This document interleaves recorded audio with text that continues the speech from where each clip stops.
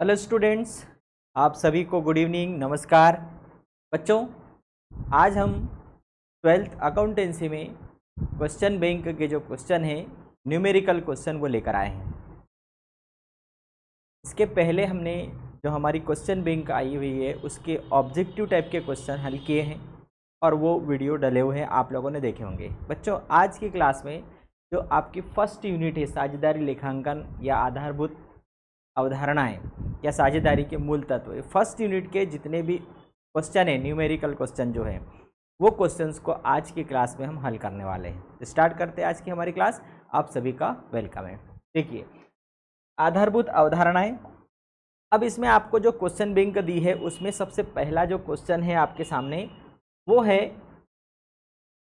एक फर्म में साझेदारी सल्लेख के प्रावधान के अनुसार 10% वार्षिक की दर से आहरण पर ब्याज लिया जाता है। अब ये कौन सा क्वेश्चन है? ये आहरण वाला क्वेश्चन है, ड्राइविंग वाला क्वेश्चन है कि जो साझेदार फर्म में से पैसा अपने व्यक्तिगत उपयोग के लिए निकालता है तो उस आहरण पर ब्याज का कैलकुलेशन किस प्रकार से किया जाता है। उसके लिए अलग अलग विधियां, एक साधारण विधि है, दूसरी औसत अवधि विधि है और एक होती है गुणनफल विधि। ठीक है। अब यहाँ पर एक फर्म में साझेदारी सल्लेख के प्रावधान के अनुसार 10% वार्षिक की दर से आहरण पर ब्याज लिया जाता है। यदि कोई साझेदार फर्म से पैसा निकालता है तो उसके आहरण पर 10% वार्षिक ब्याज लिया जाएगा। 31 दिसंबर को बंद होने वाले वर्ष के दौरान एक साझेदार द्वारा निम्नलिखित राशियां आहरित की गई। उसने 31 मई को 4,000 का आहरण किया, फिर 30 जून को 10,000 का आहरण किया, फिर 31 जुलाई को 4,000 का आहरण किया, फिर 31 अगस्त को 12,000 का आहरण किया और 30 सितंबर को 4,000 का आहरण किया। अब यहाँ पर उसने एक, देखिए, साधारण ब्याज जो आहरण पर जो साधारण विधि है ये भी लागू नहीं होगी। अब यदि आप साधारण तरीके से लागू करोगे तो यहाँ पर आप 31 मई से 31 दिसंबर का इसका अलग अलग कैलकुलेशन करो कि 4,000 पर 10% की दर से 7 महीने का निकालेंगे, फिर 10,000 पर 5 महीने का निकालोगे, फिर 4,000 पर 4 महीने का निकालोगे, 12,000 पर 3 महीने का निकालो। मतलब इस प्रकार से हमें अलग अलग कैलकुलेशन करना पड़ेगा यदि आप साधारण तरीके से कैलकुलेट करते हो तो, ब्याज निकालते हो तो। अब दूसरा तरीका कौन सा है? गुणनफल विधि, और एक होती है औसत अवधि विधि। अब औसत अवधि विधि कब लागू होती है? औसत अवधि विधि तब लागू होगी जब यहाँ पर जो कंडीशन है वो कंडीशन, दो प्रकार की कंडीशन लागू होगी। पहली कंडीशन ये होगी कि उसने निश्चित राशि का आहरण करना चाहिए। निश्चित राशि मतलब कि हमेशा एक जैसी राशि, 4,000 का आहरण किया है तो हर महीने उसने 4,000 का ही आहरण होना चाहिए। तो क्या यहाँ पर वो शर्त पूरी हो रही है? नहीं हो रही है। इसका मतलब ये वाली शर्त पूरी नहीं हो रही है। दूसरा है, एक निश्चित अवधि होना चाहिए, निश्चित अवधि।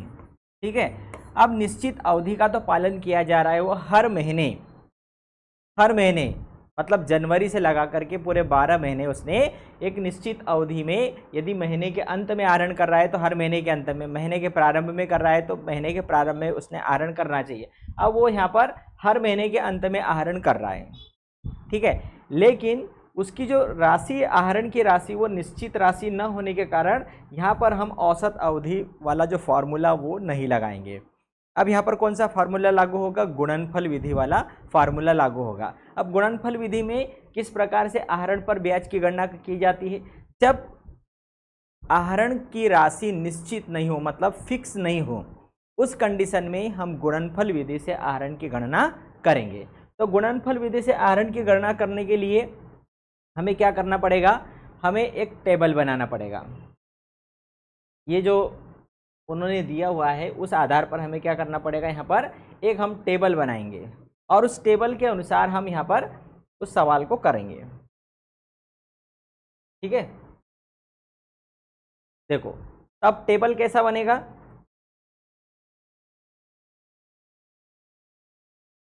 आपको एग्जाम में इस प्रकार का एक गुणनफल विधि से आहरण पर ब्याज की गणना करने के लिए एक टेबल बनाना पड़ेगा।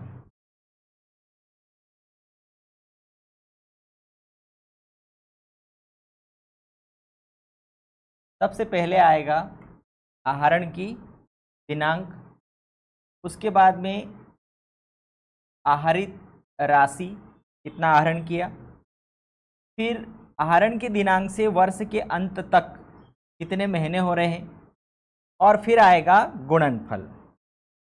फिर क्या आएगा, गुणनफल आएगा कि उसने जो गुणनफल है वो कितना रहा उसका, मतलब कि उसका मल्टीप्लाई हम करने वाले हैं। तो यहाँ पर हमारी ये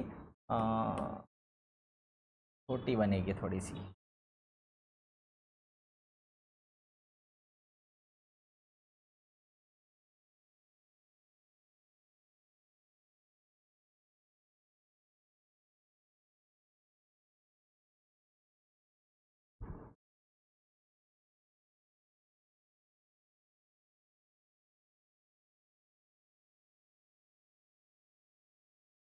गुणनफल विधि से कि हम गणना कर रहे हैं, आहरण पर ब्याज की गणना कर रहे हैं।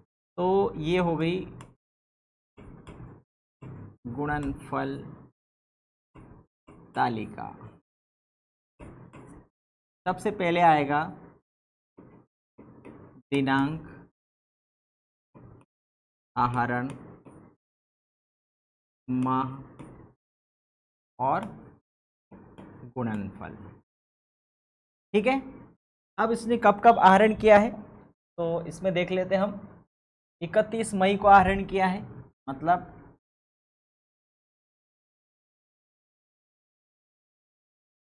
मई 31 के बाद जून 30, जुलाई 31, अगस्त 31 और सितंबर 30। वैसा का वैसा लिखना है आपको। ठीक है, मतलब यहाँ पर आपको कोई ज़्यादा दिमाग लगाने की ज़रूरत नहीं है। बस ये जो टेबल बनाई हमने, दिनांक, आहरण, माह और गुणनफल, तो जो दिनांक है वो दिनांक आपको प्रश्न के अंदर ही मिल जाएगी। अब आहरित राशि कितनी है तो यहाँ पर है 4000, फिर 10,000, उसके बाद फिर 4000, फिर 12,000 और उसके बाद है 4000। ठीक है, ये दो कॉलम आपको प्रश्न में से एज इट इज आपको लिखना है।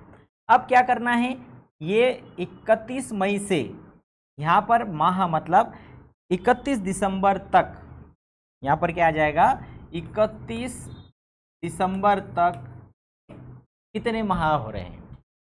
तो 31 मई से 31 दिसंबर तक गिन लो। मई का महीना चला गया, जून, जुलाई, अगस्त, सितंबर, अक्टूबर, नवंबर, दिसंबर, मतलब कितने महीने हो रहे हैं, 7 महीने हो रहे हैं। फिर जून मतलब 6 माह हो रहा है, जुलाई मतलब 5 माह हो रहा है, अगस्त मतलब 4 माह हो रहा है और सितंबर मतलब 3 माह हो रहा है। निकाल लो भले से। सितंबर का महीना चला गया, अक्टूबर, नवंबर, दिसंबर। यहाँ भी अगस्त का महीना चला गया, सितंबर, अक्टूबर, नवंबर, दिसंबर। ठीक है, अब क्या करना है आपको, इनका आपस में मल्टीप्लाई करना है। इस टाइप से क्या करना है, मल्टीप्लाई करना है आपस में। हो जाएगा 4 7 28, 10 6 60, 4 पंजे 20, 4 चौक 48 और 4 तिया 12,000। ठीक, अब हम क्या कर देंगे, कुल गुणनफल या गुणनफल का योग कितना हो जाएगा, ये 20 और 60, 80, 100, 1,40,000, 1,50,000, 1,60,000, ये हो जाएगा 1,68,000। ठीक है, अब हम गुणनफल विधि से करने के लिए अब हमें क्या लगाना है, एक फॉर्मूला लगाना है। तो आहरण पर ब्याज, आहरण पर ब्याज बराबर गुणनफल का योग, गुणनफल का योग गुणित ब्याज की दर बटे 100 गुणित 12। ये आपको फॉर्मूला लगाना है। देखो प्रश्न में आपको ये दो चीज़ें दी गई थी, फिर आपने इस तारीख से 31 दिसंबर वर्ष का अंत वहाँ तक के महीने निकाल लिए, फिर इन दोनों का आपस में गुणा कर दिया, ये गुणनफल आया, इसको जोड़ दिया। वेरी सिंपल, यहाँ तक कोई ज़्यादा दिमाग लगाने की जरूरत नहीं है। अब हमने आहरण पर ब्याज का फॉर्मूला लगाया गुणनफल का योग। अब गुणनफल का योग कितना आया, 1,68,000 आया। ब्याज की दर, आहरण पर ब्याज की दर प्रश्न के अंदर दी गई है 10% और 100 गुणित 12 जो ये हमने लिखा है। बस ये 0 से ये 0 काट दो, ये 0 से ये 0 काट दो और 12 से इसको काटेंगे, 12 एकम 12, 4 बचा 48 हो गया, 12 चौक 48 और ये 2 0 हो गया। मतलब आपका जो आहरण पर ब्याज है वो आ गया 1400 रुपये। यह आ गया आपका आंसर। गुणनफल विधि से आपके आहरण पर ब्याज की गणना ये कंप्लीट हो गई। यहाँ पर सिंपल है, मतलब ये दो तो आपको प्रश्न में से मिल गई, फिर आपने मंथ निकाली है, यहाँ से आपने मंथ निकाले 31 दिसंबर तक, फिर इन दोनों का आपस में गुणा कर दिया, गुणनफल जोड़ दिया और ये फार्मूला लगा दिया। ये आपका हो गया सवाल। अब आगे देखते हम। ए तथा बी एक फर्म में साझेदार हैं। ए प्रत्येक माह 1000 आहरित करता है, प्रत्येक माह 1000 आहरित करता है, मतलब हर माह आहरण कर रहा है और एक निश्चित राशि का आहरण कर रहा है। दोनों शर्तें लागू हो रही है। साझेदारी सल्लेख के अनुसार 6% वार्षिक आहरण पर ब्याज प्रभावित किया जाता है। आहरण पर ब्याज के रकम की गणना कीजिए यदि आहरित जो आहरण प्रति माह के प्रथम दिन किया जाता है। ये मैं आप लोगों को पहले जब मैंने ये चैप्टर पढ़ाया था उसमें बताया था कि यदि प्रत्येक माह के प्रथम दिन आहरण कर रहा है एक निश्चित राशि का तो 6.5 माह का हम आहरण पर ब्याज लगाएंगे। यदि मध्य में आहरण कर रहा है तो 6 माह का लगाएंगे और यदि माह के अंत में लगा रहा है तो 5.5 माह का। मतलब ये कौन सी विधि से हम आहरण पर ब्याज की गणना करेंगे, औसत अवधि विधि से, औसत अवधि विधि। तो यहाँ पर यदि वो कब आहरण कर रहा है, प्रति माह के प्रथम दिन, प्रति माह के प्रथम दिन, मतलब यहाँ 6.5 माह का हम आहरण पर ब्याज लगाएंगे कुल आहरण पर।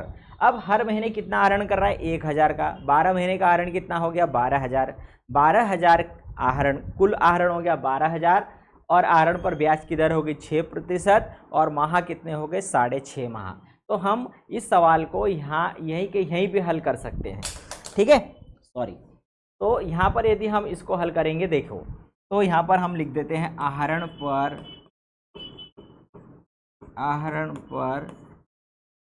ब्याज, दिख रहा है आहरण पर ब्याज। चलो यहाँ पर यदि नहीं दिख रहा है तो हम इसको साइड में कर देते हैं।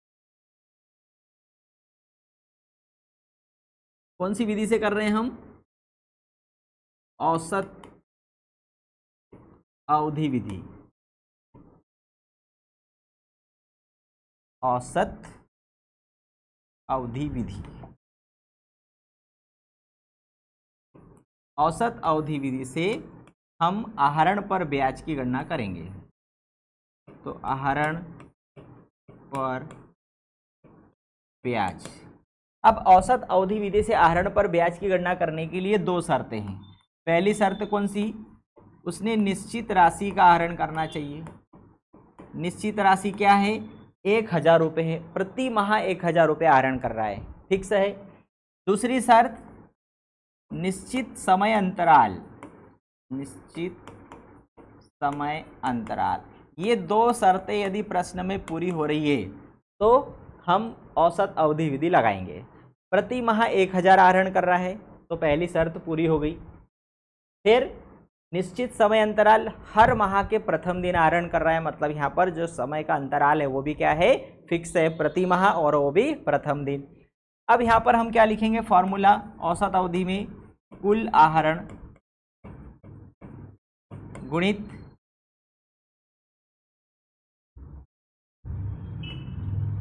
ब्याज की दर गुणित औसत अवधि बटे 100 गुणित 12, ठीक है।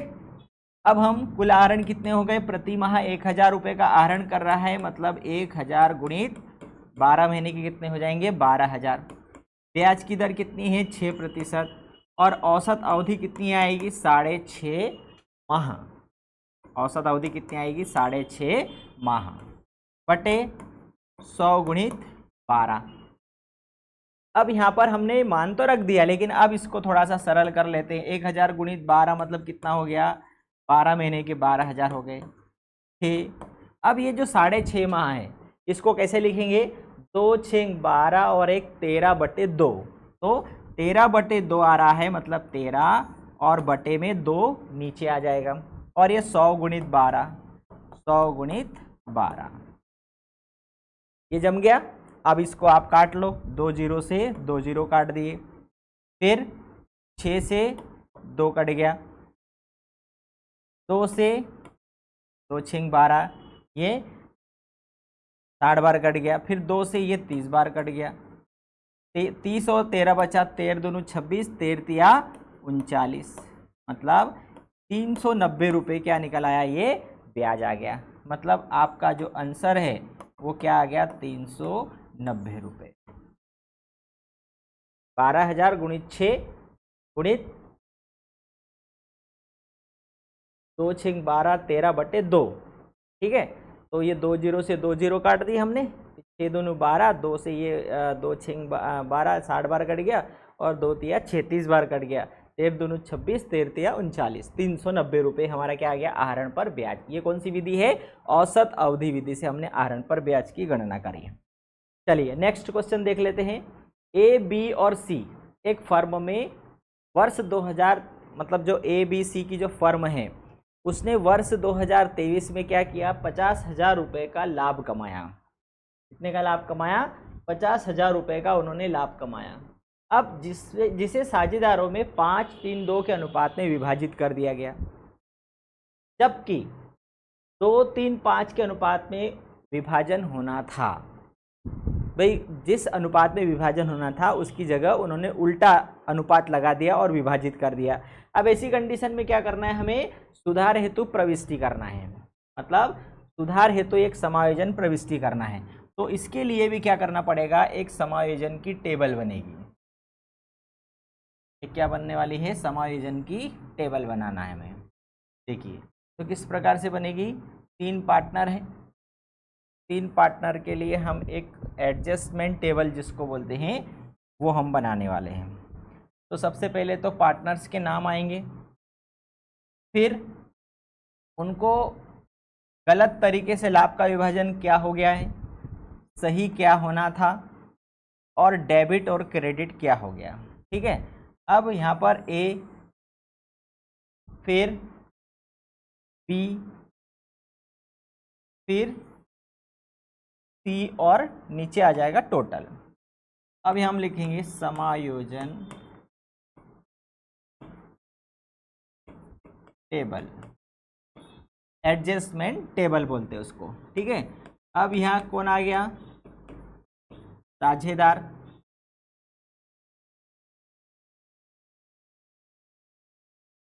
गलत राशि जमा, गलत राशि जमा, ठीक है। फिर सही राशि, डेबिट और क्रेडिट। अब यहाँ पर कौन साझेदार है, ए है, बी है और सी है। अब देखो लाभ कितना हुआ इनको वर्ष के दौरान, लाभ हुआ 50,000 का। अब गलत राशि विभाजित, मतलब इसको हम क्या बोलेंगे, गलत विभाजन, ठीक है। इसको हम लिख देते हैं गलत विभाजन। गलत विभाजन क्या हो गया, 5 3 2। तो जो 50,000 है वो 5 3 8 और 2 10, ठीक है। फिर बी में 50,000 गुणित 3/10, और सी में 50,000 गुणित 2/10, मतलब ये गलत तरीके से विभाजित हो गया। ये कितना हो गया, 25,000 ए को मिल गया, 5 तिया 15,000 बी को मिल गया, और 5 दूनी 10,000 रुपया सी को मिल गया। 25 15 और 10 ये गलत राशि जमा हो गई, 25 15 और 10 टोटल जोड़ोगे तो ये हो जाएगा 50,000। अब सही क्या होना था, सही होना था यहाँ पर यदि हम लिखें तो सही कैसा होना था,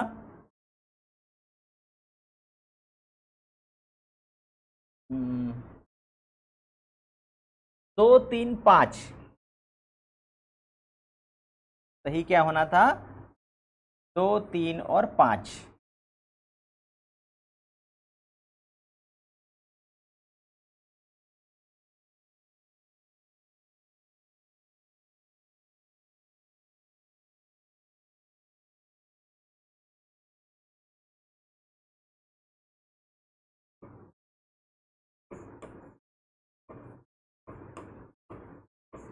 सही विभाजन होना था 2 3 और 5। उन्होंने गलत क्या कर दिया, उल्टा कर दिया उसका।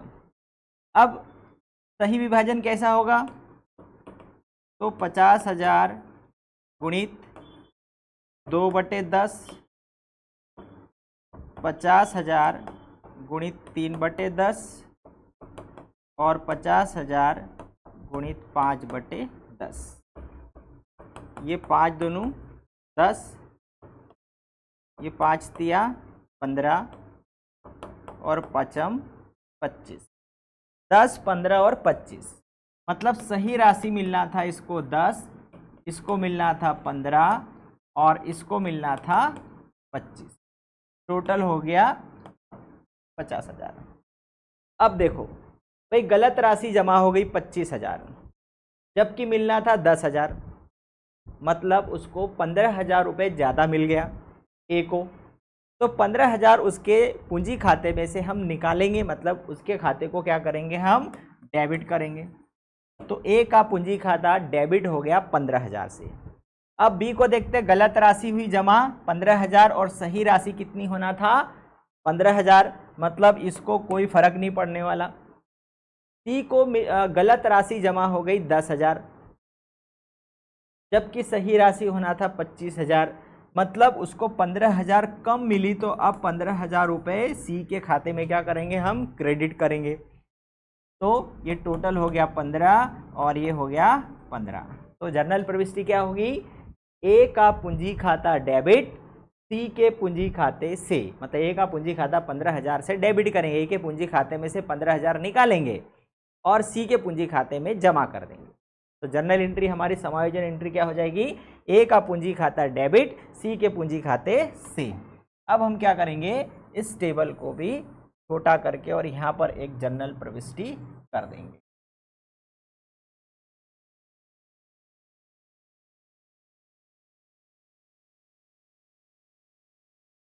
ठीक है, यहाँ पर हम एक जर्नल एंट्री करेंगे जिसको हम बोलेंगे समायोजन प्रविष्टि।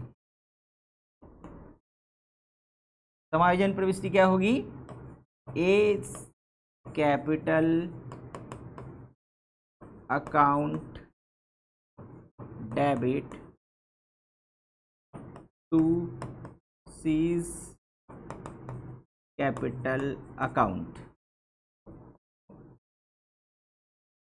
ये हो गया डेबिट और ये हो गया क्रेडिट। अब यदि आपको लाइन खींचना है तो आप लाइन खींच सकते हो।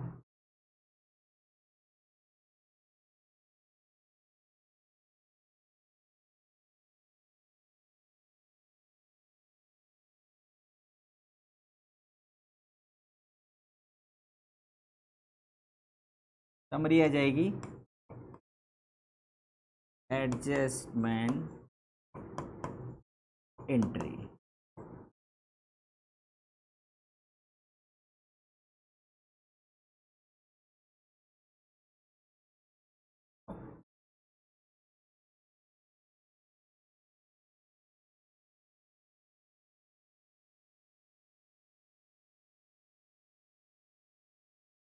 ठीक है,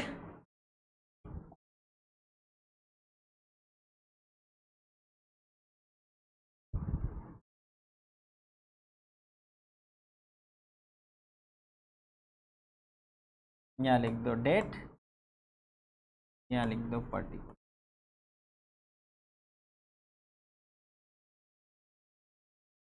ये हो गई हमारी जर्नल एंट्री। ठीक है, तो इस प्रकार से हमने क्या किया, एक समायोजन मतलब एडजस्टमेंट टेबल बनाई साझेदारों के नाम लिखे, गलत राशि क्या जमा हो गई, सही राशि क्या होना था, दोनों का अंतर निकाल लिया। ए का पूंजी खाता डेबिट हो गया, सी के पूंजी खाते से, मतलब ए के पूंजी खाते में से निकाल ली और सी के पूंजी खाते में जमा कर दी, और ये हमने उसका जो उन्होंने प्रॉफिट शेयरिंग रेशो दिया था उसमें बांट कर निकाल लिया। ठीक है, चलो अब आगे चलते हम। लाभ हानि विनियोग खाता बनाना है। यहाँ पर हमें लाभ हानि विनियोग खाता बनाना है। पहले समझ लेते हैं इसको, क्या दिया है इसमें। इसमें दिया है कि भाई 1 जनवरी 2023 को ए और बी क्रमशः 1 लाख और 1,20,000 रुपये की पूंजी लगा करके साझेदार थे, मतलब वो साझेदार हैं। उसी दिन मतलब 1 जनवरी 2023 को ही जो ए है उसने फर्मों को 45,000 रुपये का लोन दिया। उस वर्ष का लाभ 45,000 रुपये हुआ। साझेदारी समझौते के अभाव में, अब यहाँ पर अंडरलाइन करने वाली बात है कि साझेदारी समझौते के अभाव में आप साझेदारों में लाभ का विभाजन किस प्रकार करेंगे, लाभ हानि विनियोग खाता बनाकर दिखाइए।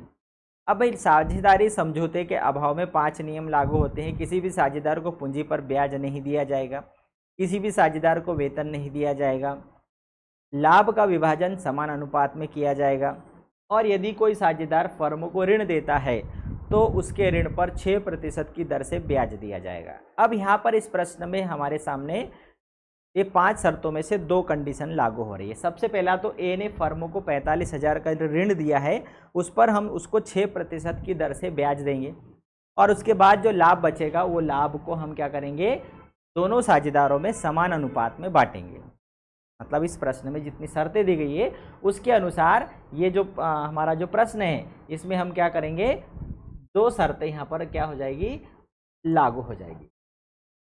तो हम बना लेते हैं, लाभ हानि विनियोग खाता बनाना है हमें। छोटा सा बनेगा,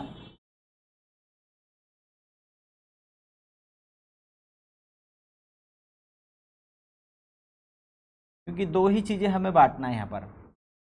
एक तो उसको ऋण पर ब्याज देना है ए को, ये हो जाएगा विवरण राशि, विवरण और राशि।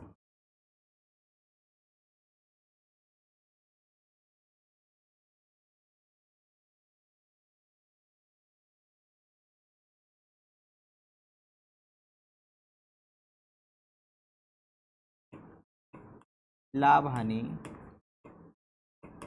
विनियोग खाता या profit and loss appropriation account, ये हो जाएगा डेबिट और ये हो जाएगा क्रेडिट। पर्टिकुलर अमाउंट, पर्टिकुलर और अमाउंट। सबसे पहले हम क्या लेकर आएंगे, P&L अकाउंट, नेट प्रॉफिट कितना हुआ, 45,000 का लाभ हुआ वर्ष के दौरान। अब ये जो 45,000 रुपये का लाभ है तो एज लोन, मतलब एज ए के जो ऋण हैं, इंटरेस्ट ऑन लोन, ए के ऋण पर हमें क्या देना है, ब्याज देना है। तो इंटरेस्ट ऑन लोन, ए ने 45,000 रुपये का ऋण दिया है जिस पर हम 6% की दर से उसको ब्याज देंगे। कितना हो जाएगा, 609 6 पंजे 30, 6 चौगु 24 और 3 27। मतलब ए को ऋण पर ब्याज कितना दिया जाएगा, इंटरेस्ट ऑन लोन, किसको मिलेगा, ए को। कितना ब्याज मिलेगा, 2700 रुपये उसको ऋण पर ब्याज मिलेगा। बस ये जो 45,000 का प्रॉफिट है उसमें से 2700 हमने घटा दिया तो 42,300 रुपये बचा। 42,300 टोटल हो गया ये 45,000। अब ये जो प्रॉफिट आया, जो बचा हुआ प्रॉफिट में वर्ष के दौरान 45,000 का लाभ हुआ, उसमें से ए को हमने ऋण पर ब्याज दे दिया, तो अब बचा 42,300। 42,300 को समझौते के अभाव में दोनों साझेदारों में समान अनुपात में बांटा जाएगा। तो 21,150 और 21,150 ए और बी में बढ़ जाएगा। 21,150 और 21,150, 21 दोनों 42 और 300 का आधा 150। ठीक है, ये हो गया हमारा क्वेश्चन। कितनी देर लगी? 5 मिनट भी नहीं लगा। और ये आप लोगों के लिए समझ लो, ये 3 नंबर पक्का है, 3 नंबर आपको दिला जाएगा। ये कुछ नहीं करना है, लाभ लिखा हमने, उसमें से पूंजी पर ऋण पर ब्याज दे दिया। ए के जो ऋण है 45,000, उस पर 6%, क्योंकि उसने 1 जनवरी को ही दिया, मतलब जिस दिन वर्ष शुरू हो रहा है तो वर्ष का अंत 31 दिसंबर, मतलब पूरे 12 महीने का मिलेगा। तो 45,000 का 6% से 2700, हमने 45 में से 2700 दे दिया, बचा 42,300। 42,300 को दोनों भागों में बराबर बराबर बांट दिया, क्योंकि समझौते के अभाव में ऋण पर 6% की दर से ब्याज दिया जाता है और लाभ का विभाजन समान अनुपात में होता है। ये हो गया हमारा ये वाला क्वेश्चन। ठीक है, अब अगले क्वेश्चन की तरफ चलते हैं कि एक्स और वाई 2 पार्टनर हैं, ये 2 साझेदार हैं, एक्स और वाई। ठीक है, अब 31 मार्च 2025 को समाप्त होने वाले वर्ष में उन्होंने 1,60,000 लाभ अर्जित किया। मतलब वर्ष के अंत में उन्होंने कितना लाभ अर्जित किया? 1,60,000। साझेदारी समझौते के अनुसार पूंजी पर 6% वार्षिक की दर से ब्याज दिया जाएगा। पहली कंडीशन, एक्स जो है, एक्स की पूंजी पर ब्याज 8,000 और वाई की पूंजी पर ब्याज 7,500 रुपये है। मतलब उन्होंने यहाँ पर हमें पूंजी पर ब्याज भी निकाल कर दे दिया, क्योंकि दोनों की पूंजी यहाँ पर नहीं दी गई है। उन्होंने हमें सीधा क्या कर दिया? पूंजी पर ब्याज निकाल कर दे दिया। फिर एक्स को 12,000 रुपये वार्षिक वेतन दिया जाएगा, मतलब पूरे 12 महीने का 12,000 रुपये वेतन दिया जाएगा। आहरण पर 5% वार्षिक ब्याज लगाया जाएगा। आहरण पर ब्याज एक्स का 1,200 रुपये और वाई का 2,000। अब देखो यहाँ पर सीधा सीधा थाली परोस कर दे रहे हैं, आपको पूंजी पर ब्याज निकालने की ज़रूरत नहीं है, निकाल कर दे दिया। आहरण पर ब्याज निकालने की ज़रूरत नहीं है, वो भी निकाल कर दे दिया। हमें क्या करना है? साझेदारों के बीच लाभ हानि का विभाजन 3:2 में किया जाएगा। साझेदारों में लाभ का वितरण दर्शाइए। मतलब साझेदारों के बीच हमें लाभ का वितरण दर्शाना है, और उसके लिए हमें क्या करना है? एक लाभ हानि नियोजन खाता बनाना है। तो लाभ हानि नियोजन खाता बनाएंगे, जिसके क्रेडिट साइड में हम लिखेंगे 1,60,000 रुपये का वर्ष के दौरान उनको लाभ हुआ, उसमें से पूंजी पर ब्याज हम देंगे, और इस प्रकार से उनके बीच में 3:2 में हम लाभ का क्या करेंगे? विभाजन कर देंगे। तो अच्छा क्वेश्चन है, सरल क्वेश्चन है, कोई बहुत ज़्यादा कठिन क्वेश्चन आपको नहीं आएंगे। ये जितने भी सवाल करा रहा हूँ प्रश्न बैंक के हैं, और इनकी प्रैक्टिस आप जितनी करोगे, मतलब इसको सीख लोगे, तो आप वार्षिक परीक्षा के हिसाब से कर लोगे। तो इसका तरीका समझना है आपको। देखो, क्वार्टरली एग्ज़ाम और हाफ ईयरली एग्ज़ाम ये आप लोगों की प्रैक्टिस के लिए हैं। यदि इन एग्ज़ाम में आप यदि फेल भी हो जाते हो तो कोई गम नहीं, रियल एग्ज़ाम देना चाहिए। क्वार्टरली और हाफ ईयरली एग्ज़ाम आपको वास्तविक एग्ज़ाम देना चाहिए, जिससे कि आपको पता चले कि आप कितने पानी में हैं। मतलब कि आप खुद ईमानदारी से, चाहे रूम के अंदर टीचर हो या नहीं हो, कोई नहीं हो, आपको आपका जो पेपर है ईमानदारी से देना है, जिससे कि आपको आपका लेवल पता चलेगा कि आपको कितनी मेहनत और करना है। ऐसे ही हाफ ईयरली का भी देना है। और फिर जब आप दोनों एग्ज़ाम रियल आत्मविश्वास के साथ ईमानदारी से दोगे, तो आप फाइनल एग्ज़ाम को फुल कॉन्फिडेंस के साथ करोगे। ठीक है, मतलब आप खुद सीख जाओगे। अब बच्चे क्या करते हैं कि क्वार्टरली एग्ज़ाम में ही बहुत कुछ कि इससे पूछ लिया, इससे पूछ लिया, इधर देखेगा उधर देखेगा, कहीं पर कुछ मतलब कुछ सोचेगा कि यार ये वाला आ जाए, ये वाला आ जाए, मतलब वो और भी छांटने की कोशिश करेगा। ऐसा कुछ नहीं करना है, आपको फुल तैयारी करना है। मतलब अभी तक कि आप जितना क्वार्टरली एग्ज़ाम का आप तैयार कर लोगे, मतलब ये आपका एक पूरा टिफ़िन तैयार हो जाएगा। फिर आपको केवल हाफ ईयरली की तैयारी करना है। हाफ ईयरली में पूरा कोर्स आपने तैयार कर लिया, तो एनुअल एग्ज़ाम के लिए आपको केवल रिवीजन करना है। मतलब यहाँ पर यदि आपने बेईमानी कर ली तो आपके लिए फिर बर्डन और बढ़ जाएगा, मतलब आपको ज़्यादा पढ़ना पड़ेगा। ठीक है, तो इसलिए यहाँ पर ध्यान देना है। Profit and loss appropriation account क्या बनाना है हमें? Profit and loss appropriation account बनाना है।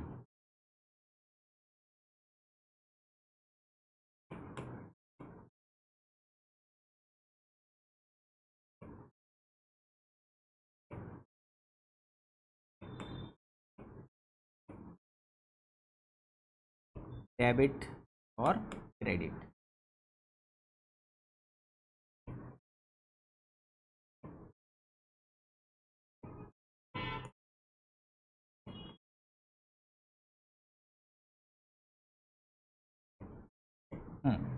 सबसे पहले क्या लिखेंगे हम? सबसे पहले उन्हें वर्ष के दौरान कितना लाभ हुआ? 1,60,000 का लाभ हुआ है, और वो शुद्ध लाभ कहाँ से ला रहे हैं हम? प्रॉफिट एंड लॉस अकाउंट से ला रहे हैं। और ये क्या है? ये नेट प्रॉफिट है, 1,60,000। ये लिख दिया। आप यहाँ भी लिख दो 1,00,000, सॉरी अभी मत लिखो क्योंकि इसमें आहरण भी तो आ रहा है भाई। आहरण इंटरेस्ट ऑन ड्राविंग, उन्होंने जो आहरण किया है उसके आहरण पर ब्याज हमें सवाल के अंदर निकाल कर दे दिया है 1,200 रुपये और 2,000 रुपया, मतलब ये 3,200 रुपये। 3,200 रुपये जो है ये क्या हो जाएगा? इसमें जुड़ जाएगा, तो ये हो जाएगा 1,63,200 रुपये। अब इसमें से हमें क्या करना है? उनको पूंजी पर ब्याज देना है 8,000 और 7,500। तो सबसे पहले तो हम लिखेंगे to interest on capital account, X और वाई। एक्स को मिलेगा 8,000 रुपये पूंजी पर ब्याज और वाई को मिलेगा 7,500, मतलब ये हो गया 15,500। फिर एक्स को सैलरी मिलेगी, एक्स को क्या मिलेगी? सैलरी। कितनी मिलेगी उसको सैलरी? 12,000 रुपये वार्षिक।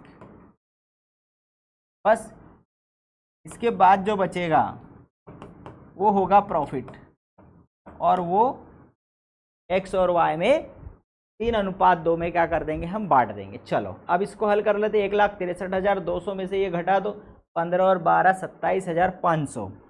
तो 1,63,200 में से 27,500 घटा दिया, 12 में से 5 गया 7, 12 में से 7 गया 5, 5 में से 2 गया 3, 1,35,700 रुपये।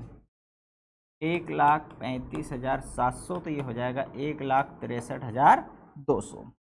अब क्या करना है हमें? इन दोनों में एक्स और वाई में किस अनुपात में बांटना है? 3:2 में बांट देना है। तो कितना आया? 1,35,700 गुणित 3/5। 5 दूनी 10, 5 7 35, 5 एकम 5, 5 चौका 20। गुणा कर दो, 3 चौकू 12, 3 एकम 3 और 1 4, 3 7 21, 3 दूनी 6 और 2 8, 81,420। और इसको भी 1,35,700 गुणित 2/5, तो इसको वही का वही आएगा 27,140। इसका गुणा कर दो, 2 चौकू 8, 2 एकम 2, 2 7 14, 2 दूनी 4 1 5, 54,280। 81,420 और 54,280 ये जोड़ेंगे तो 1,35,700 आना चाहिए। तो ये 8 और 5 13, 1,30,000 हो गया। 4 और 1 5, 35,000 हो गया। 4 2 6 और 1 7, 700 रुपये हो गया। ठीक है, इस प्रकार से ये क्या हो गया? हमारा ये क्वेश्चन बन गया profit and loss appropriation account, मतलब लाभ हानि विनियोग खाता। चलिए आगे बढ़ेंगे हम। अगला सवाल फिर हमारे सामने आ रहा है। राजेश, सुनील और तरुण, ये 3 साझेदार हैं। ठीक है, राजेश, सुनील और तरुण ये 3 पार्टनर है। 1/2, 1/4, 1/4 के अनुपात में लाभ बांटते हैं। उनकी पूंजी कितनी दी है? 1 20 80 और 60,000। साझेदारों को, चलो उसको थोड़ा सा हाईलाइट करते चलते हैं। भाई ये 3 पार्टनर हैं, उनका ये प्रॉफिट शेयरिंग रेशो दिया है, उनकी पूंजी दी गई है ये 1,20,000, 80 और 60। साझेदारों के पूंजी पर 5% ब्याज दिया जाता है और आहरण पर 5% ब्याज लिया जाता है। तरुण 30,000 रुपये वार्षिक वेतन पाने का अधिकारी है और सुनील को कुल विक्रय पर 1% कमीशन मिलता है। 2024 में फर्म का जो लाभ है उपरोक्त समायोजनों के पूर्व 1,15,000 रुपये था। कुल विक्रय 14 लाख रुपए हुआ। उनके आहरण ये दिए गए हैं और जिन पर ब्याज उन्होंने निकाल कर दे दिया है। मतलब यहाँ पर सभी बातें क्लियर है, कुछ भी कोई भी बात घुमाने वाली नहीं है, केवल एक ही चीज़ घुमाने वाली है और वो कौन सी है। देखो सबसे पहले तो आपको पॉइंट वाइज देखना है। सबसे पहले आपको यहाँ पर क्या फाइंड आउट करना है, तो सबसे पहले आपको ये देखना है कि शुद्ध लाभ कितना है। तो शुद्ध लाभ आपको मिल गया, कितना है वर्ष के दौरान उनको लाभ हो गया 1,15,000 रुपये का लाभ हुआ, जो कि लाभ हानि नियोजन खाते के क्रेडिट पक्ष में लिखेंगे। अब लाभ हानि नियोजन खाते के क्रेडिट पक्ष में एक और चीज कौन से आने वाली है, आहरण पर ब्याज। तो आहरण पर ब्याज भी निकाल कर दे दिया है, 800, 1,000, 1200, 1200 और 800, 2,000 और 3,000, मतलब 1,15,000 लाभ तो क्रेडिट में आएगा ही, साथ में ये जो 3,000 का आहरण पर ब्याज है ये भी क्रेडिट पक्ष में लिखा जाएगा। ये हो गया क्रेडिट पक्ष। डेबिट पक्ष में क्या आएगा, पूंजी पर ब्याज कितने प्रतिशत, 5%। पूंजी दी गई है 1,20,000 का 5%, ठीक है, 6,000, 80,000 का 5%, 4,000 और 60,000 का 5%, 3,000। ये पूंजी पर ब्याज देंगे। फिर हम क्या करेंगे, तरुण को 30,000 का वार्षिक वेतन मिलेगा, तरुण को वार्षिक वेतन 30,000 दे दिया जाएगा, वो भी डेबिट में आएगा। फिर सुनील को 1% कमीशन, किसका, विक्रय का। तो विक्रय कितना है, 14 लाख का 1% कितना हो जाएगा, 14,000 रुपये कमीशन हो जाएगा। मतलब डेबिट पक्ष में पूंजी पर ब्याज, वेतन और कमीशन, ये 3 चीज़ें हम डेबिट में लिखेंगे। फिर क्रेडिट में से डेबिट घटाएंगे और जो भी लाभ बचेगा उस लाभ को 1/2, 1/4, 1/4 के अनुपात में क्या कर देंगे, बांट देंगे। इस प्रकार से हमारा क्या बन जाएगा, लाभ हानि वितरण खाता कंप्लीट हो जाएगा। चलो इसको हम बना लेते हैं, लाभ हानि वितरण खाता तैयार कर लेते हैं। अच्छा प्रश्न है, जिसे आप बहुत बढ़िया तरीके से कर सकते।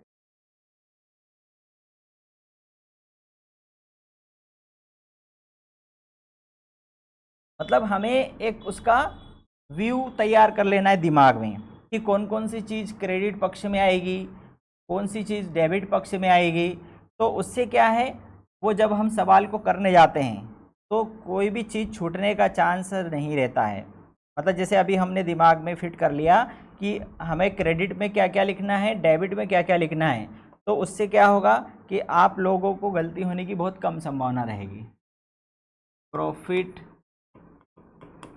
एंड लॉस एप्रोप्रिएशन अकाउंट, ठीक है, ये debit, credit, particular amount, particular और अमाउंट। सबसे पहले क्या लिखेंगे हम, आप बाय बैलेंस ब्राउट डाउन भी लिख सकते हैं, लेकिन वास्तव में हम प्रॉफिट एंड लॉस अकाउंट से ला रहे हैं, क्या ला रहे हैं, नेट प्रॉफिट, शुद्ध लाभ कितना है, 1,15,000। ये सीधा सीधा लिख दिया। दूसरी चीज़ हमने क्या देखी थी, आहरण पर ब्याज देखा था, इंटरेस्ट ऑन ड्राविंग। भाई हमने पहले ही सोच लिया और इसलिए आपको अब ज़्यादा दिमाग लगाने की ज़रूरत नहीं है। राजेश, सुनील और तरुण, कितना है आहरण पर ब्याज, 800, 1,000 और 1200, 12 और 8, 2 और 1, 3,000 रुपये। देखो कोई टाइम लगा क्या, 1,15,000 और 3, 1,18,000। अब इधर आ जाओ, इधर कौन कौन सी चीज़ देखें, पूंजी पर ब्याज, वेतन और कमीशन। क्या लिखेंगे, to interest on capital, Rajesh, Sunil और तरुण। कितनी है भैया पूंजी। अब यहाँ पर आपको इंटरेस्ट ऑन कैपिटल इसका कैलकुलेशन करना पड़ेगा। राजेश की पूंजी है 1,20,000, उसका 5%, 5/100। सुनील की पूंजी है 80,000, उसका 5%, 5/100। तरुण की पूंजी है 60,000, उसका 5%, 5/100। ये 2 जीरो से 2 जीरो काट दो, ये 2 जीरो से 2 जीरो काट दो, ये 2 जीरो से 2 जीरो काट दिया। 1200 गुणित 5, 12 पंजे 60 मतलब 6,000। 800 गुणित 5, 8 पंजे 40 मतलब 4,000। 600 गुणित 5, 6 पंजे 30 मतलब 3,000। 6, 4 और 3 ये हो गया उनका पूंजी पर ब्याज। 6, 4, 3, 6, 4, 10 और 3 13,000। इसके बाद सैलरी, सैलरी किसको मिल रही है, तरुण को 30,000 रुपये का मिलता है वार्षिक, सीधी सीधी लिख दो। फिर कमीशन, कमीशन किसको मिलता है, सुनील को कमीशन मिलता है। किस पर दिया जाएगा भैया, सेल्स, 14 लाख रुपए का 1%, 14,000 रुपये, यह आ जाएगा उसका कमीशन। मतलब उन्होंने बोला सकल विक्रय का 1% कमीशन देना है, तो यहाँ पर विक्रय दिया है उन्होंने 14 लाख रुपए का, उसका 1% हमने निकाल लिया, ये क्या आ गया, कमीशन आ गया।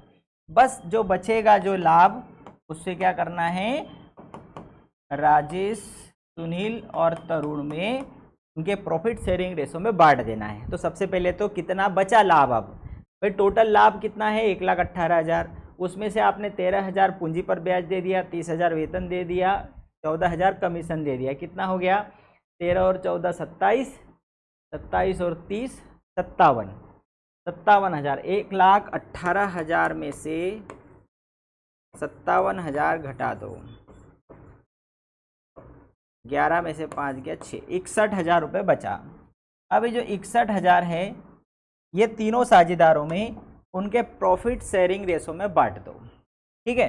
अब उनका जो प्रॉफिट शेयरिंग रेशो है वो क्या है, वो थोड़ा सा यहाँ पर उन्होंने क्या कर दिया है, हमें घुमाने के हिसाब से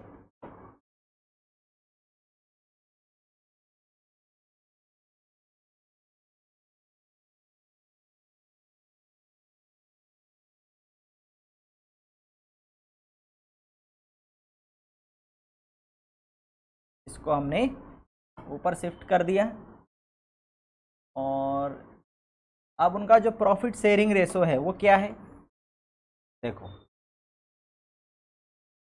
राजेश, सुनील और तरुण का, तो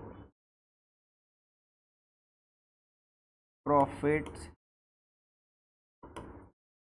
शेयरिंग रेशो RST 1/2, 1/4 और 1/4। अब क्या करना है, हर को समान करना है, तो इधर ले लो 4, 2 दूनी 4, 2 एकम 2, 4 एकम 4, 1 एकम 1 और 1 एकम 1,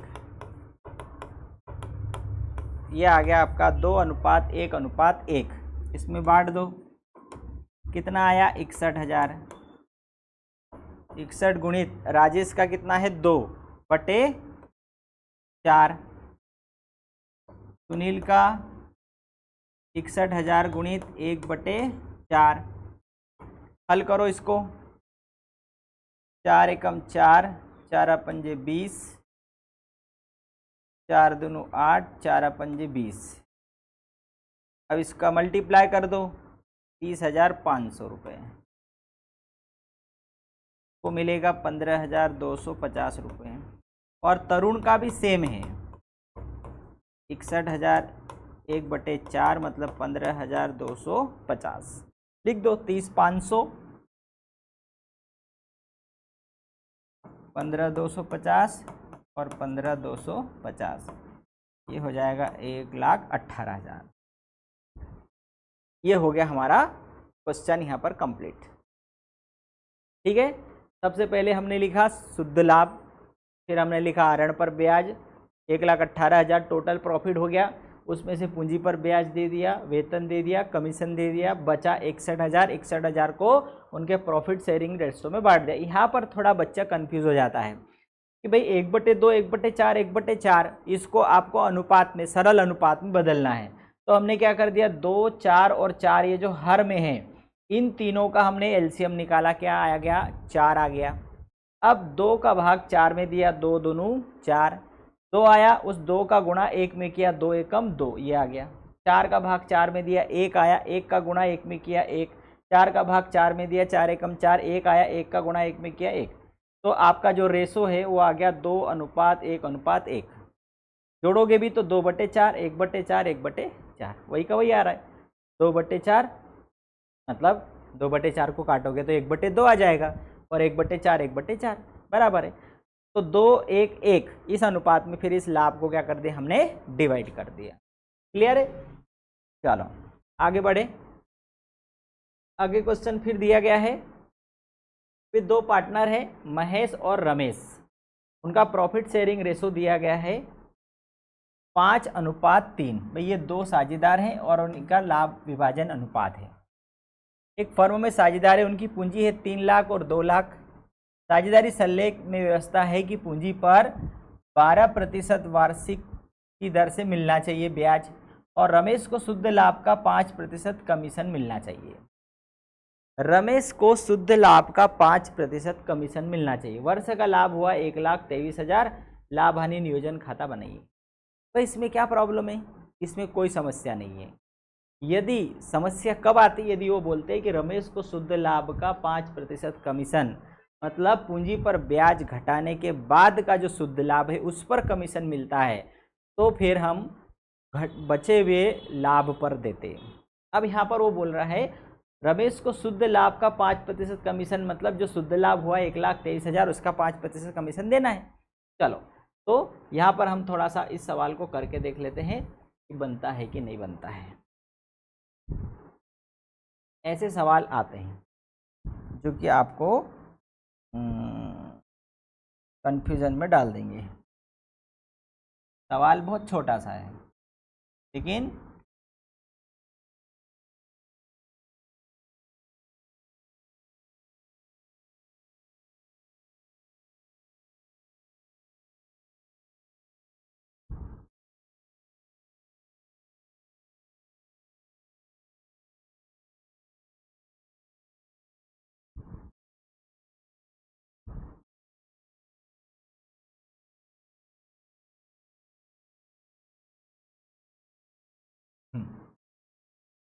profit and loss appropriation account, debit and credit,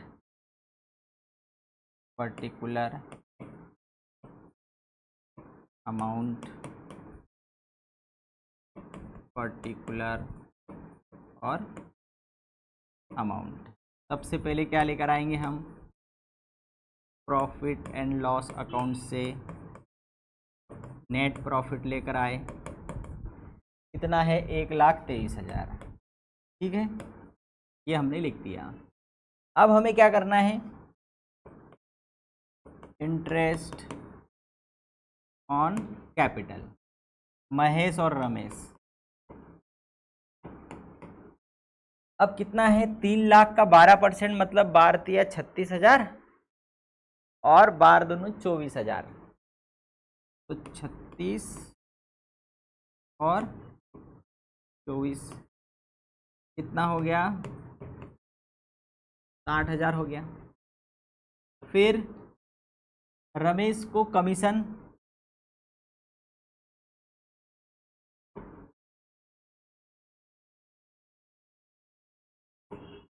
कितना, 5%। अब यहाँ पर चलो इंटरेस्ट ऑन कैपिटल। तो महेश की पूंजी कितनी है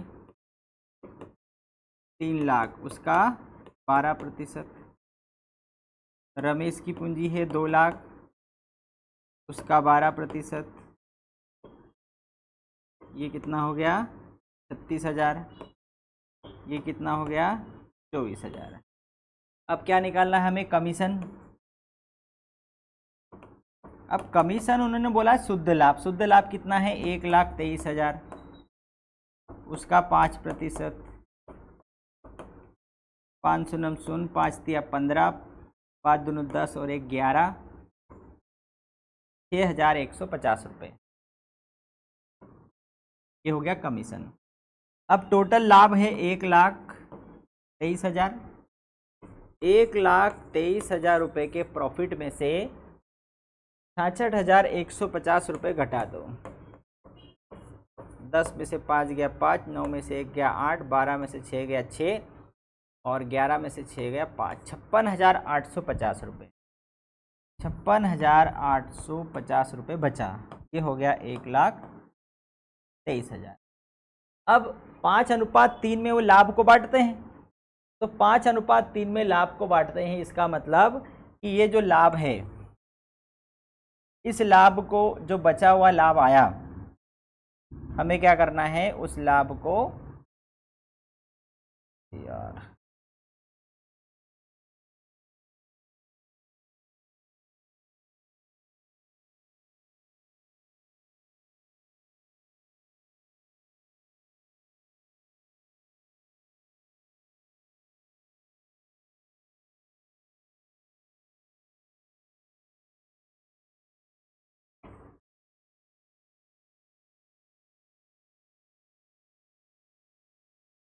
महेश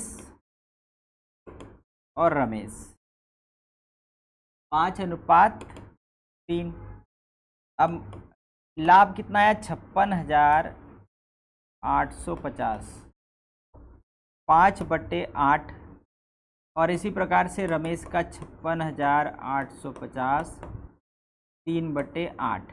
8 से काटो इसको, 8 7 56, 8 एकम 8 और 8 6 48, फिर 8 दूनी 16, 8 पंजे 40। इसका गुणा करेंगे 55 25, 5 दूनी 10, 2 12, 5 6 30 और 1 31, 5 एकम 5, 5 7 35। क्या आ जाएगा। फिर इसका भी वही आएगा।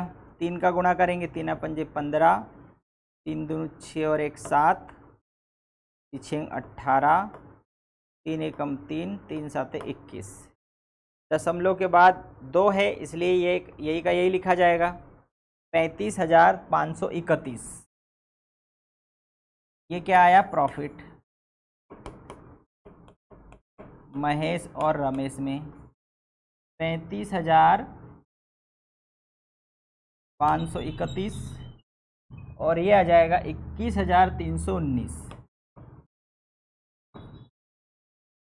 इन दोनों को जोड़ेंगे तो 30 और 20 50, 5 और 1 6, 5 और 3 8, 30 40 और 1 50। ये टेली हो गया 56,850 हमारा सही आ गया। ठीक है, तो इस प्रकार से ये हमारा क्या बन गया profit and loss appropriation account, लाभ हानि नियोजन खाता। मतलब इतने सारे सवालों में से एक सवाल आपका पक्का है, लेकिन इनकी आपको क्या करना पड़ेगी प्रैक्टिस करना पड़ेगी। ठीक है, चलो एक और सवाल है, यह है आपके सामने। ए बी सी साझेदार है, उनकी पूंजी 40 32 और 20 है। बी को 750 मासिक वेतन दिया जाएगा, पूंजी पर 6% की दर से ब्याज है। लाभ में से वेतन ब्याज काटने के बाद शेष लाभ निम्न प्रकार से बांटा जाएगा। पहले 20,000 इस अनुपात में, अगले 10,000 और शेष इस अनुपात में। उपयुक्त समायोजन के पूर्व फर्म का लाभ है 46,920। हमें लाभ हानि वितरण खाता और साझेदारों के मध्य लाभ विभाजन दर्शाने वाला विवरण भी बनाना है। मतलब आपको लाभ हानि नियोजन खाता बनाना है, लेकिन आखिरी का जो लाभ है इस लाभ को बांटने के लिए अलग से एक स्टेटमेंट बनाना पड़ेगा, जिससे कि समझ में आ सके कि आपने लाभ को किस प्रकार से बांटा है। चलिए, तो सबसे पहले तो हम एक बनाएंगे लाभ हानि नियोजन खाता।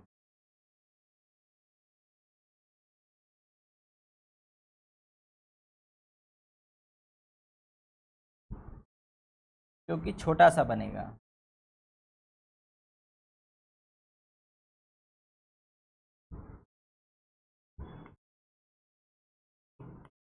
Profit and loss appropriation account, credit debit, particular amount, particular amount. ठीक है, सबसे पहले क्या आएगा, हम प्रॉफिट एंड लॉस में से क्या लेकर आएंगे, नेट प्रॉफिट कितना है, 46,920। ठीक है,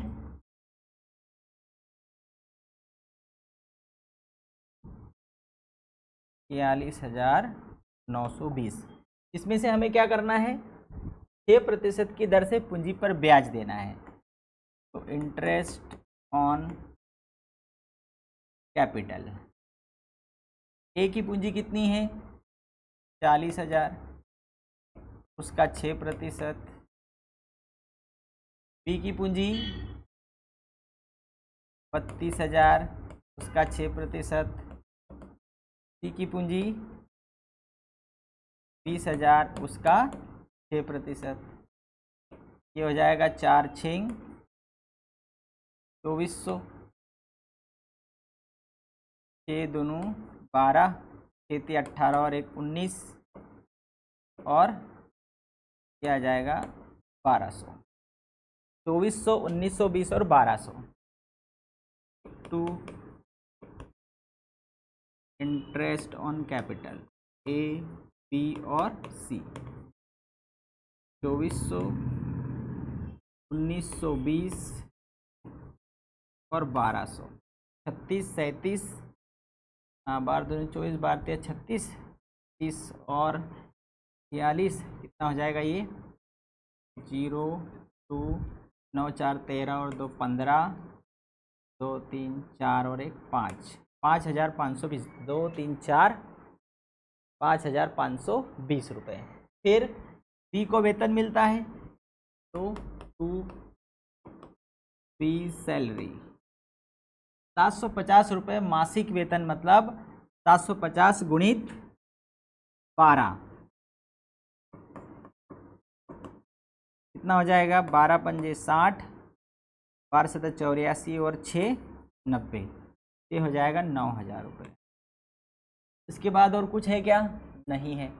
ठीक है, अब इसके बाद वो बोल रहे हैं कि भैया ये टोटल है 46,920, 5,520 मतलब 9 5 14,520, 46,920 14,520, ये घटाएंगे तो 4 और 3, 9 में से 5 गया 4, 6 में से 4 गया 2, 4 में से गया 32,400 रुपये बचता है। ये जो 32,400 रुपये बच रहा है, अब खेल शुरू हो रहा है यहाँ से। अब ये जो प्रॉफिट आया इसको ए, बी और सी, भाई यहाँ सवाल ख़त्म हो गया। लेकिन ये जो देखो सबसे पहले लाभ है 46,920, उसमें से हमने पूंजी पर ब्याज दे दिया 5,520, बी का वेतन दे दिया 9,000। अब ये 46,920 में से दोनों को घटाया तो 32,400 बचा। अब ये 32,400 को ए, बी, सी में हमें बांटना है, तो उसके लिए फिर एक अलग से स्टेटमेंट हमें बनाना है। उसके लिए हमें क्या करना है, एक अलग से एक स्टेटमेंट बनाना है कि 20,000 को 9 8 3 के अनुपात में बांटना है।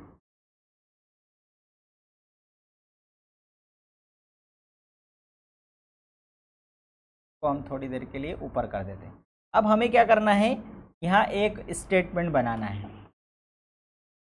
लाभ के विभाजन का स्टेटमेंट। अब वो कैसे बनेगा देख लो।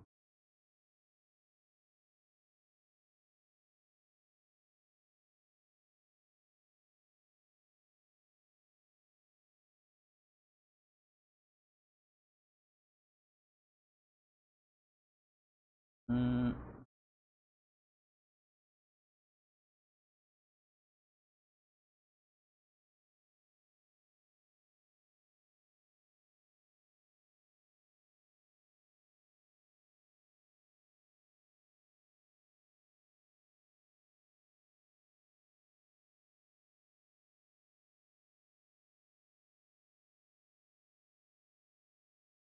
देखो सबसे पहले दिया उन्होंने, यहाँ क्या आएगा, पार्टनर ए बी और सी। तो हमने लिख दिया ए बी और सी। ए को ये मिलेगा, बी को ये मिलेगा, सी को मिलेगा। ठीक है, ऐसे तो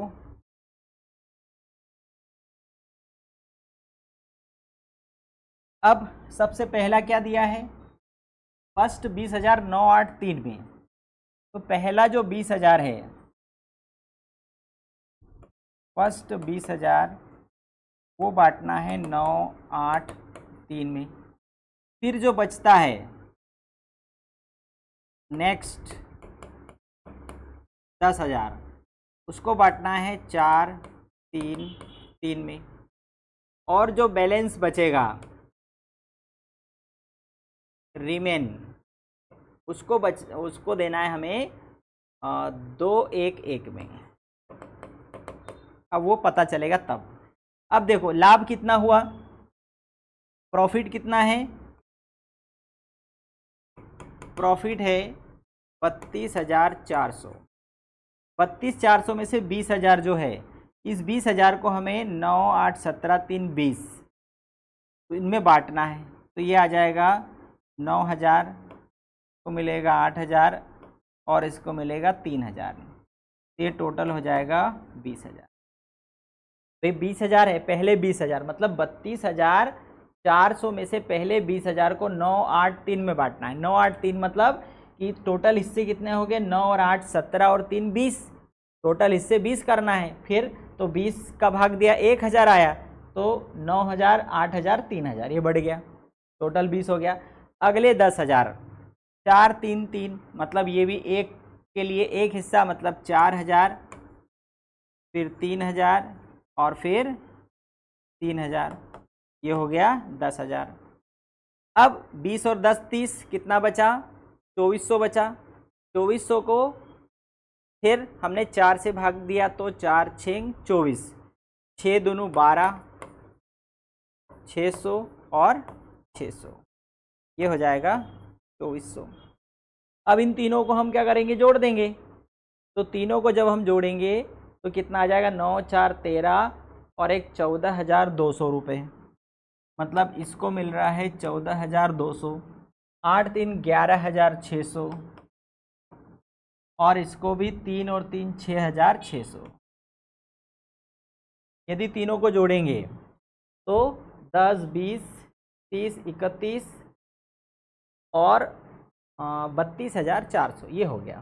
तो इस प्रकार से ये हमारा क्या बन गया, ये टेबल बन गया, लाभ के वितरण करने का टेबल। ये हमने ABC को लिख दिया, ये पहले 20,000 बांटे, ये अगले 10,000 बांटे, ये बचा हुआ जो पैसा था कितना था 24,000 रुपये। उस 2400 रुपये को हमने 2 1 1 में बांट दिया। यदि आप उसको अलग डायरेक्ट मतलब अब आपको यहाँ पर डिवाइड, हमने ये टेबल बना दिया, अब आपको अलग अलग दिखाने की ज़रूरत नहीं। भाई ये टोटल हिस्सा जोड़ दो। जैसे मान लो पहला वाला मैं बताऊं कि कैसे हमने बांटा उसको। तो भाई 9 8 और 3 तो 20,000 जो था, एक हिस्सा 9/20। 20 कहाँ से आया, 9 और 8 17 और 3 20। तो ये 20 से 20 को हमने काटा तो कितनी बार कटा, एक बार। मतलब एक हिस्सा कितना हो गया 1,000, तो 9,000, फिर 8,000 और 3,000, सीधा सीधा हमने लिख दिया। सेम ऐसे ही 4 3 7 और 3 10। 10,000 को 10 से काटेंगे तो 1,000 आएगा, तो 1,000 का गुणा 4 में किया 4,000, 3,000, 3,000। ऐसे ही 2400 को हमने 4 से भाग दे दिया, 600 आया एक हिस्से का मिल, तो 6 दूनी 1200, 600 और 600। ठीक है, इस प्रकार से ये वाला सवाल हमारा कंप्लीट होता है। अब एक लास्ट सवाल हमारा है और वो बहुत आसान है। अजीत, अमित, अदिल 5, 3, 2 में लाभ विभाजित करने वाले साझेदार है। अजीत और अदिल को व्यक्तिगत रूप से गारंटी दी, मतलब अजीत और अदिल को व्यक्तिगत रूप से गारंटी दी कि उसका लाभ पूंजी पर 10% वार्षिक ब्याज लगाने के पश्चात 22,500 से कम नहीं होगा।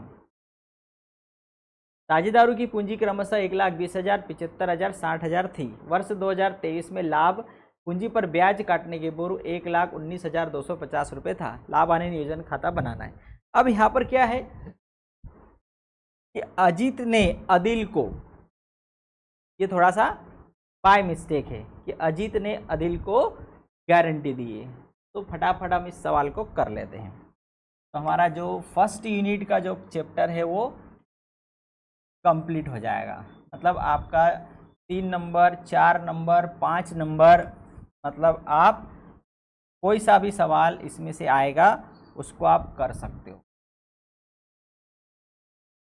अब मैं ऊपर की फॉर्मेलिटी नहीं करूँगा, है ना, सीधा हम सवाल करेंगे। By profit and loss, net profit कितना है 1,19,250। इसमें से क्या करना है, पूंजी पर 10% की दर से ब्याज देना है। ठीक है, तो ये आ जाएगा interest on capital. Ajit, Amit, Adil, Ajit, Amit और अदिल, पूंजी पर ब्याज कितना मिलेगा 10%। पूंजी कितनी है, इंटरेस्ट ऑन कैपिटल, तो अजीत की है 1,20,000, तो इसका 10%। ठीक है, फिर अमित की है 75,000, उसका 10%। और आदिल की है 60,000, 60,000 का 10%। तो 10% का मतलब आपको 1 0 कम कर देना है। ये हो गया 12,000, 7,500 और 6,000। यहाँ आ जाएगा 12,000, 7,500 और 6,000। 12 7 19 और 6 25,500 रुपये। ठीक है, अब क्या बोला गया है कि 10% ब्याज लगाने के पश्चात 22,500 से कम नहीं होगा। मतलब अब क्या है, अब हमें क्या करना है, उनके बीच में लाभ का विभाजन कर देना है। बस इस शुद्ध लाभ में से हमें उनको लाभ ही देना था। ये हो गया 1,19,250, उसमें से 25,500 घटा दो, 1,19,250, उसमें से 25,500 घटाया, 8 में से 5 गया 3, 11 में से 2 गया 9, 93,750 रुपये आ रहा है। टोटल हो जाएगा 1,19,250। ये आ गया प्रॉफिट। अब अजीत, फिर अमित और अदिल। अब प्रश्न में क्या दिया है कि अजीत ने आदिल को व्यक्तिगत रूप से गारंटी दी है। ये जो अजीत है इसने आदिल को गारंटी दी है कि भाई उसको कम से कम कितना लाभ मिलेगा, 22,500 का लाभ जरूर मिलेगा। मतलब ये लाभ में से पूंजी पर ब्याज देने के बाद जो लाभ आएगा उसका जब उनके बीच में विभाजन होगा तो अजीत ने उसको आदिल को गारंटी दी है कि तेरे को कम से कम 22,500 का लाभ होगा और नहीं होगा तो मैं दूंगा, ऐसा उसने गारंटी ले ली। अब हम देखते हैं कि वास्तव में क्या उसकी गारंटी पूरी हो रही है। तो लाभ 5 3 2 में बटेगा। ठीक है, तो सबसे पहले तो हम देख लेते हैं कि अजीत को कितना मिल रहा है। कितना है? 93,750 गुणित 5/10। फिर अमित को 93,750 गुणित 3/10। फिर आदिल को 93,750 गुणित 2/10। ये 0 से 0 कट गया, ये 0 से 0 कट गया। गुणा करो, 5 25, 5 7 35 और 2 33, 5 3 15। फिर 5 25 का 5, 2 आया, 5 7 35 और 2 33, 3 बचा, 5 3 15 और 3 18, 5 45 और 1 46,875 इसका है। फिर 3 का गुणा करेंगे, 3 पंजे 15, 3 7 21 और 1 22, 3 3 9 और 2 11 और 3 27 और 1 28। इसका करो तो ये 0 से 0 कट गया, 2 पंजे 10, 2 7 14 और 1 15, 2 3 6 और 1 7, 2 9 18। अब लिखो 46,875, 46,875 4 28 125। और इसको मिल रहा है इतना, मिलना था 22,500 और मिल कितना रहा है? 18,750। 22,500 मिलना था, 18,750 रुपये ही मिल रहा है। कितना कम मिल रहा है? तो ये समझ लो 20 35 है ना, 3,750। 3,750 रुपये इसे कौन देगा? इसे देगा, ये देगा अजीत। 3,750 मतलब इसको हम इस प्रकार से लिखेंगे 18,750। ठीक है, तो 18,750 प्लस 3,750, तो ये हो जाएगा 18 3 21 और 15 22,500। ये 3,750 कौन देगा? इसके खाते में से घटा देंगे 3,750। मतलब यहाँ पर अजीत का जो है 46,875, उसमें से 3,750 रुपये माइनस कर दो, 43,125 रुपये।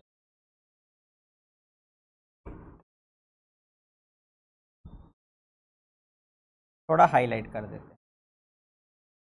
ये आया इसका, ये आया इसका और ये आया इसका। ये होता है लाभ की गारंटी। भाई अजीत ने आदिल को गारंटी दे दी कि इस लाभ में से पूंजी पर ब्याज देने के बाद जो लाभ बचेगा, इस लाभ को जब हम तीनों में बांटेंगे, मतलब यहाँ पर ये जो तीनों में बांटा, तो आदिल को 22,500 से कम पैसा मिला तो वो कौन देगा? अजीत देगा। अब जब बांटा गया तो आदिल के हिस्से में आया 18,750। अब आदिल खड़ा हो गया कि भैया तूने गारंटी दी थी कि 22,500 ही मिलेगा, तो कितना कम मिल रहा है? 3,750। तो आदिल अब अजीत से मांग रहा है कि मुझे 3,750 दे दे। तो अजीत के लाभ में से 3,750 माइनस कर दिया, तो अब आदिल का लाभ बच गया 43,125 और आदिल का हो गया 22,500। बस इतना सा सवाल है ये। ठीक है, तो इस टाइप के जो सवाल है, ये हमारे जो क्वेश्चन बैंक के फर्स्ट यूनिट के इतने सारे सवाल हमने किए हैं। ठीक है, उम्मीद है कि आपको समझ में आए होंगे। इनको आप बार बार प्रैक्टिस करिए। इसमें से एक लाभ हानि नियोजन खाता 101% आपको मिलने वाला है, जो कि आपको 3 नंबर 4 नंबर, बिल्कुल इसमें से आपको 3 नंबर 4 नंबर दिलाने वाला है। ठीक है, तो इनकी प्रैक्टिस करिएगा। अगले वीडियो में सेकंड यूनिट के जो न्यूमेरिकल क्वेश्चन लेकर आएंगे। तब तक के लिए नमस्कार।